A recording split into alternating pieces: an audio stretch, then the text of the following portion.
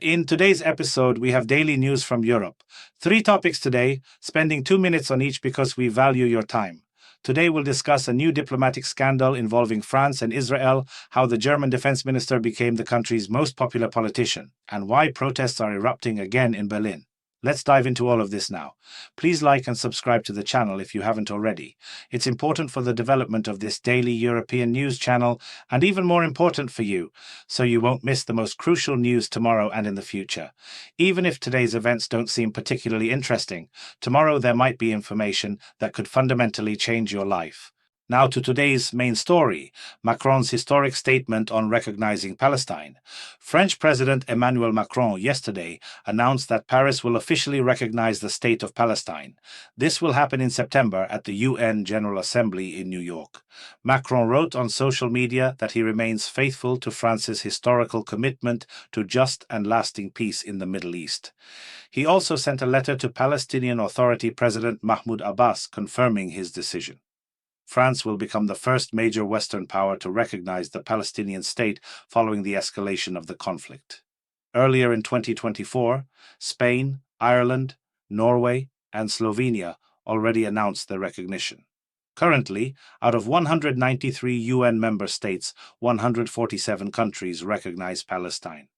Macron emphasized that the future Palestinian state must be demilitarized and fully recognize Israel to contribute to the security of the entire region. The president also called for an immediate ceasefire in Gaza, the release of all hostages, and massive humanitarian aid.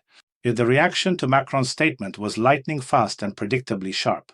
Israeli Prime Minister Benjamin Netanyahu called the French president's decision a reward for terror and stated that Palestinians want to create a state not alongside Israel, but instead of it. Israeli Justice Minister Yariv Levin went even further, calling this decision a black stain in French history and direct support for terrorism. U.S. Secretary of State Marco Rubio called Macron's statement a reckless decision and a slap in the face to the victims of the October 7th Hamas attack.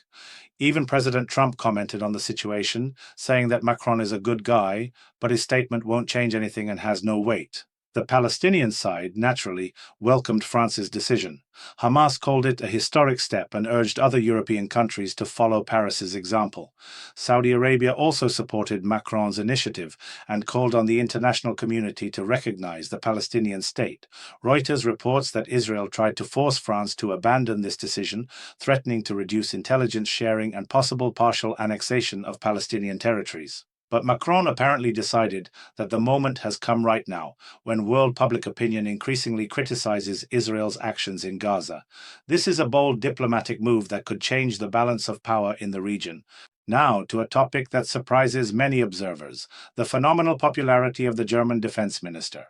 Boris Pistorius has once again become Germany's most popular politician according to opinion polls. This social democrat has been topping German popularity ratings for more than a year now, which is surprising for someone responsible for defense in a country where pacifist sentiments are traditionally strong.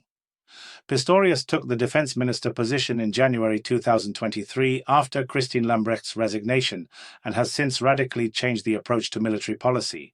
He openly talks about the need to prepare for a possible war with Russia and calls for increasing the German army from the current 182,000 to 460,000 service members. To attract new recruits, the minister proposes raising soldiers' salaries to €2,321 net, plus free healthcare, meals, accommodation, and train travel.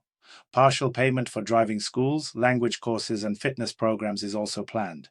If this proves insufficient, Germany might return to mandatory military service, which was abolished in 2011. What's interesting about the Pistorius phenomenon is that he manages to remain popular while telling Germans unpleasant things. He doesn't promise an easy life. On the contrary, he calls for preparing for war and spending more money on defense.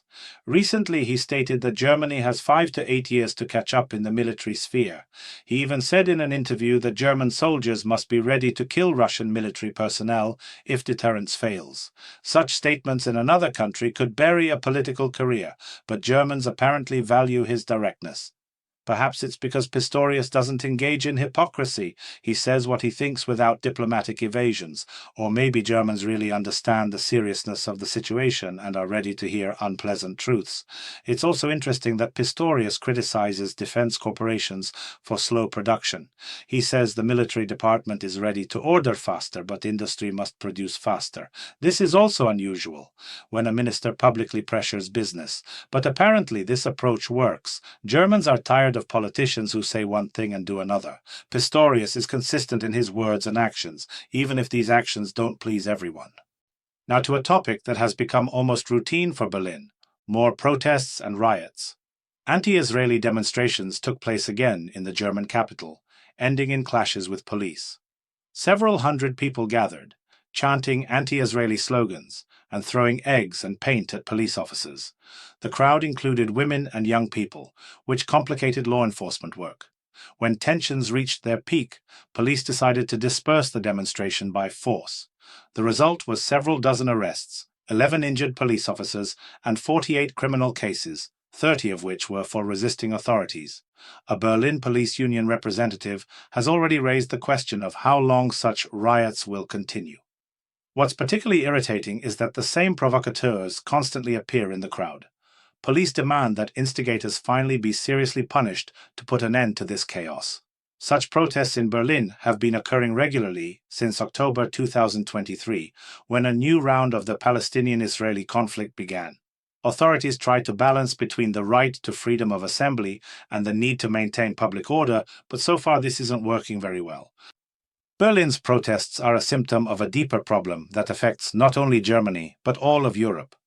Migration policies of recent decades have led to large communities of people from Arab countries living in European capitals who emotionally experience the Middle Eastern conflict, and that's their right. But when emotions spill over into street violence, when people throw stones at police and set cars on fire, this is no longer freedom of expression, but ordinary hooliganism. The problem is that German authorities fear appearing intolerant and often turn a blind eye to obvious violations. And radicals take advantage of this.